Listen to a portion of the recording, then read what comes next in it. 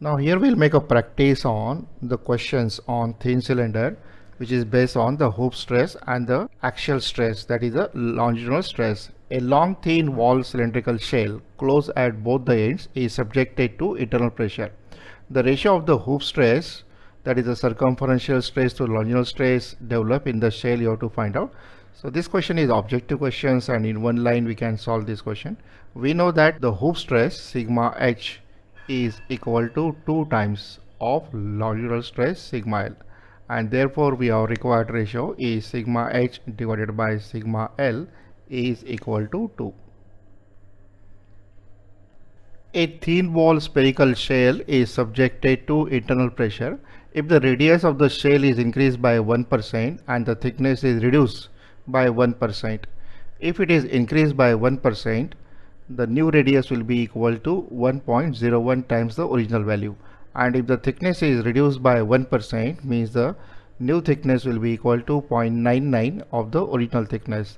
The internal pressure remains same. The percentage change in the circumferential stress in percentage you have to find out. Let's say initially we have radius equal to r1 is equal to same as r. In that case we have diameter d will be equal to d, which is same as 2r. Internal pressure P1 is equal to P, and we have thickness T1 is equal to T. This time we have hoop stress is a sigma H1, and this value of hoop stress is same as equal to pressure multiplied by diameter D divided by 2 times of thickness T. In the second case, the radius is increased by 1%, so we have R2 will be equal to 1.01 times the original value equal to r. It means that the diameter is also increased by the same percentage. That is, we have d2 will be equal to 1.01 times the diameter d. This is 2 times, so this one is also 2 times, means 2 and 2 will be get cancelled, and we have d2 equal to 1.01 times the original diameter. Pressure P2 does not change, so we have P2 is same as equal to P. And in second case we have hoop stress equal to sigma h2 is equal to the pressure P2 multiplied by diameter d2 divided by 2 times the thickness T2. So we can substitute for P2 here is equal to same as equal to P, diameter equal to 1.01 times the original diameter equal to d, and is divided by 2 times the new thickness. New thickness will be equal to 0.99 times the thickness T. That is, we have P multiplied by D divided by 2 times of T, and we have 1.01, that is the extra term, divided by 0.99, and the remaining term will be same as the original value, that is equal to P multiplied by D divided by 2 times of thickness T. So finally we are getting here the hoop stress in the second case will be equal to 1.202 times the original value of hoop stress sigma h1. We are interested to calculate here the percentage change in the circumferential stress, that equal to sigma h2 minus sigma h1 is divided by the original value of the hoop stress, that equal to sigma h1, and is multiplied by 100. Sigma h2 by sigma h1 will be equal to 1.202. Sigma h1 by sigma h1 equal to 1, and is multiplied by 100. So this answer will come in percentage, and you will get this percentage approximately equal to 2.02. that will be percent. Sometimes very basic questions are asked. A thin cylinder of inner radius equal to 500, so diameter equal to 1000, thickness equal to 10 mm, subjected to internal pressure equal to 5 megapascal, that we treat as a gauge pressure. Average circumferential hoop stress you have to calculate. In the case of cylinder, the hoop stress sigma h is given as pressure multiplied by diameter divided by 2 times of the thickness. Pressure you have to take in megapascal, that is Newton per mm square. Diameter will be equal to 2 times of 500 is 1000, and is divided by 2 times of thickness, that is a wall thickness, and we have wall thickness is given as 10. 5000 divided by 20, that will be equal to 250 megapascal. So this time we have average hoop stress is come out to be 250 megapascal. Normally these questions are asked for 1 mark only. A thin gas cylinder with an internal radius of 100 mm is subjected to internal pressure of 10 mm. The maximum permissible working stress is restricted to 100 megapascal. The minimum wall thickness you have to find out. Again, the design is based here on the hoop stress. So maximum permissible working stress will equate to hoop stress. So we have sigma allowable is same as equal to the hoop stress, and the hoop stress is given as pressure multiplied by diameter divided by 2 times the thickness T. Maximum restricted pressure is equal to 100 megapascal. Internal pressure will take equal to 10 megapascal. Diameter you have to take as 100 multiplied by 2, that equal to 200, is divided by 2 times the wall thickness. So only unknown in this equation is wall thickness. We can very well calculate the wall thickness. So 100 and 100, that is 2, 2 and 2 cancel. We have wall thickness is same as equal to 10 mm. So we will get a wall thickness here equal to 10 mm. For the following data available with respect to the pressurized thin cylinder, where D is the diameter of the thin cylinder and L are the thickness and the length respectively. The resisting area is 2 times T multiplied by L is equal to 25 mm square. Projected area is D multiplied by L, that is the rectangle area, equal to 50 mm square. Internal pressure in the cylinder is 10 megapascal. Then circumferential stress you have to calculate. So this is a cut section we are using for the thin cylinder. L represents here the length, Di represents the internal diameter, T represents here the thickness, and this portion here representing the resisting area. This portion plus this portion is the resisting area. So this is T and this one is T, that equal to 2 times of T multiplied by L. Let's call this one as a resisting area A1, and we have given the value of 2 times of T multiplied by L, that is equal to 25 mm square. The projected area is D multiplied by L. So this green area that you visualize where the pressure P is acting, that will be the projected area. Let's call the projected area equal to A2, and the product of D into L is given as 50 mm square. On this projected area, the pressure force will act, that is P multiplied by A2, and the hoop stress will act on the resisting area in a vertically upward direction, exactly opposite of the pressure. So this one is the value of hoop stress, sigma h. Even this value is also equal to the hoop stress, that is equal to sigma h. So in this case we'll balance the summation of forces along the y direction. So we have summation of forces along the y direction will be equal to 0. Total upward force will be equal to the hoop stress multiplied by the resisting area A1, and downward force is equal to pressure multiplied by projected area equal to A2, and this sum must equal to 0. We are interested to know the circumferential, that is the hoop stress equal to sigma h. So we have sigma h equal to pressure. Pressure is equal to 10 megapascal. So we have 10 multiplied by A2. A2 is equal to 50. And divided by A1, and we have A1 equal to 25. 50 divided by 25 is 2 multiplied by 10, that will be equal to 20, it will be megapascal. So in this case we will get the hoop stress equal to 20 megapascal. A cylindrical air drum is 2.25 meter in diameter with a plate thickness of 1.2 cm thick. The efficiency of the longitudinal and the circumferential joint are 75% and 40% respectively. The tensile stress in the plate is to be limited to 120 megapascal. Maximum safe air pressure in megapascal we have to calculate. So this time we'll collect the data. We have diameter D is equal to 2.25 meter is 2250, that will be mm. Thickness T is equal to 1.2 cm, that will be equal to 12 mm. Circumferential joint efficiency is eta c. This is the second term, that equal to 40%. And the longitudinal joint efficiency eta L. longitudinal joint efficiency is equal to 75%.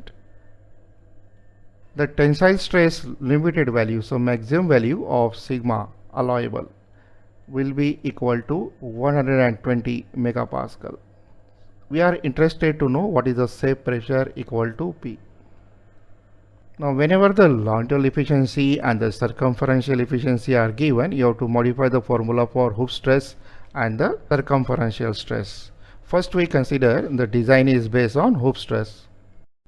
The hoof stress in the case of thin cylinder is given as the product of pressure multiplied by internal diameter d divided by 2 times the thickness, and you have to divide this value by opposite efficiency, that equal to the longitudinal efficiency eta L.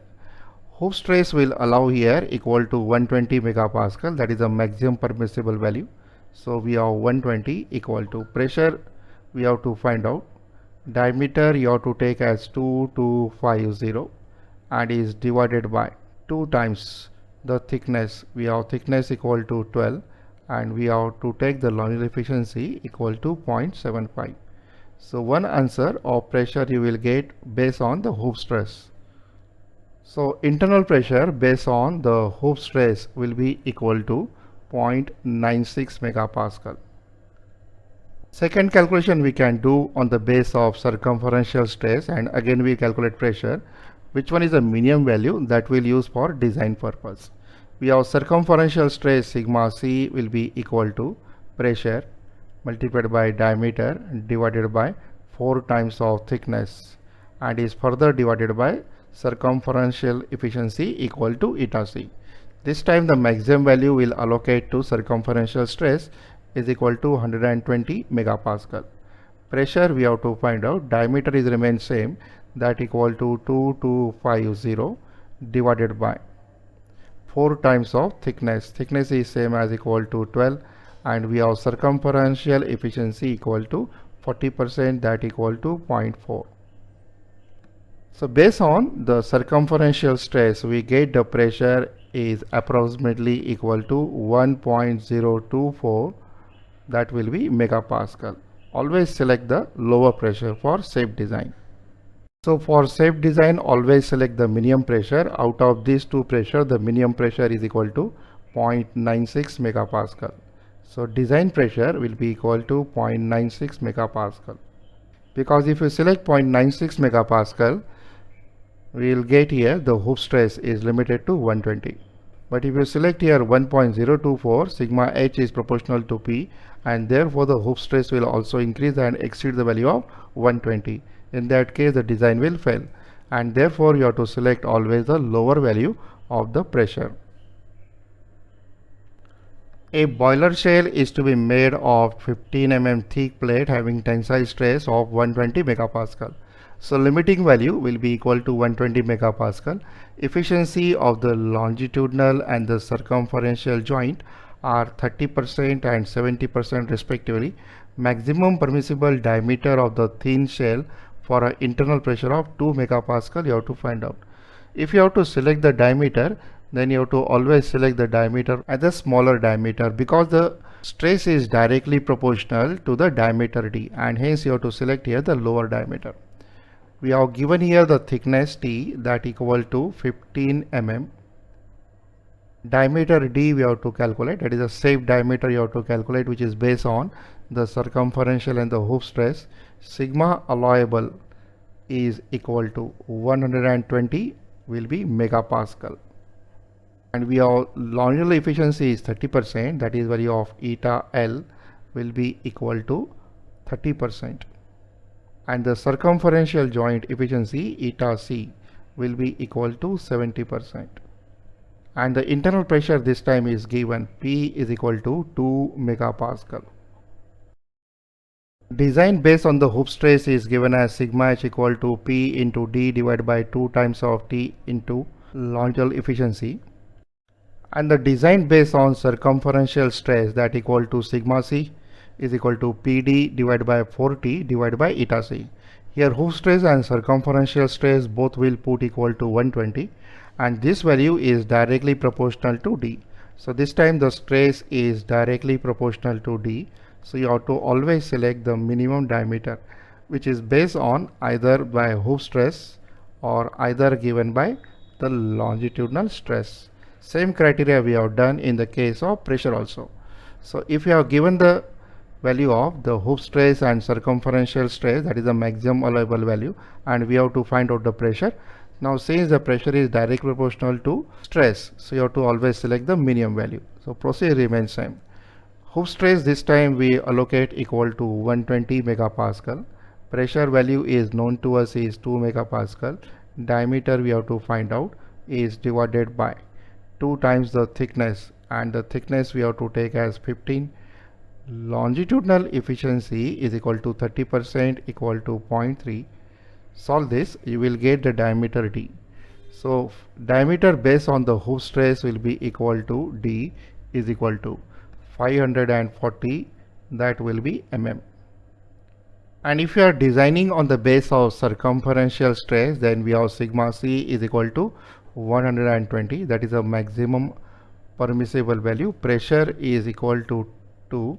Diameter we have to find out is divided by 4 times of thickness, that equal to 15, and we have circumferential efficiency equal to 0.7. Using this circumferential stress, we can find the second value of diameter D, and this value come out to be 2520, that will be mm. Naturally here you have to select the minimum value.